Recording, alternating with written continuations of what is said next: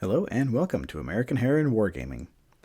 You might have seen that on May the 4th I posted a special battle report using the Battle of Yavin Scenario for the X-Wing Miniatures game. Even though X-Wing is usually a PvP game, I used an AI app to generate the moves for the Galactic Empire. I then failed to destroy the Death Star, dooming the rebellion to inevitable failure. Clearly, the issue is that our AI overlords have gotten too smart. So, given the opportunity to try the scenario again against a human opponent, I, of course, accepted, taking on the role of the rebel side again using the same list as I had before. Wedge Antilles leads Red Squadron X-Wings with Biggs Darklighter and Luke Skywalker. Dutch Vander has his Yellow Squadron of Y-Wings, backed up by Hull Okund and Pops Krail.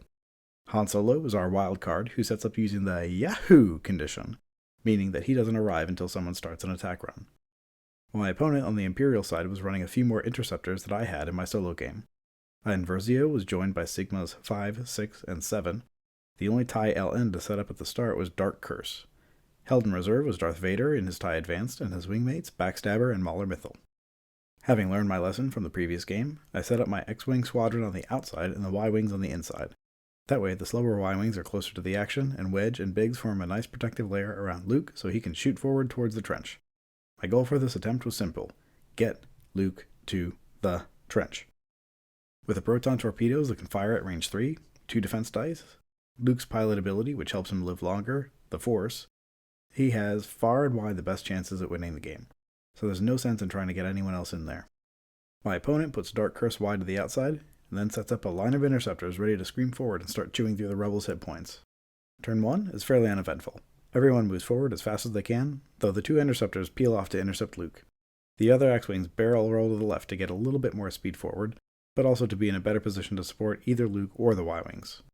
Turn 2 gets a bit bloodier as the combined fire of the Y-Wings and the X-Wings takes Iden Versio off the board, trading her for Biggs. Not wanting to jump directly into the jaws of some waning interceptors, Luke takes it slow this turn. Turn 3 is when things really start getting interesting. Vader and his wingmates arrive, and start putting some damage in. Expecting the interceptors to close in quickly, Luke guns the engines, only to find that they've slow-rolled and blocked him. Uh-oh.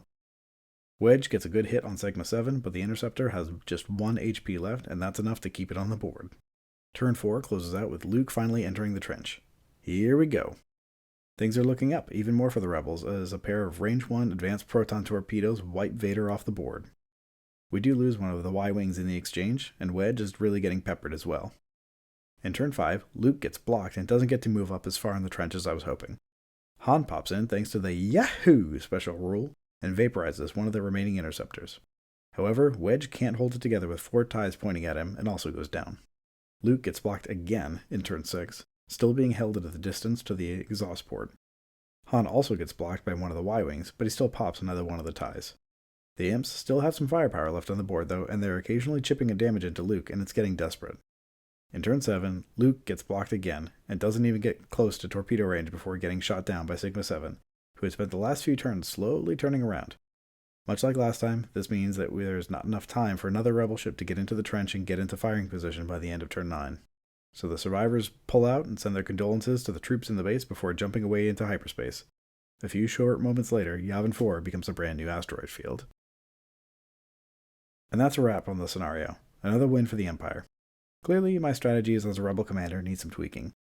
Luke bumping basically every turn hurt his ability to get to and down into the trench, and all that came down to my misguessing which speed the ties were going to go. Overall, I was pretty happy with the rebels' damage output. Closing out Vader and most of the other enemy ships worked out pretty well. Though if I'd been able to finish off Sigma 7, then Luke might have lasted longer and actually made it to the exhaust port. One thing that's been a little disappointing in both runs of the scenario that I've tried is the time limit on it. Both times the first trench run has failed, which is pretty thematic. But then, there simply isn't enough time left for a second attempt, which of course is the one that was actually Luke's successful run. In any case, I do like how this scenario mixes up the standard X-Wing formula. I'd be interested to try it out again with some wacky or less thematic lists just to see what fun combos I could build to suit it. If or when that happens, I'll be sure to share the results. That's it for now. May the Force be with you.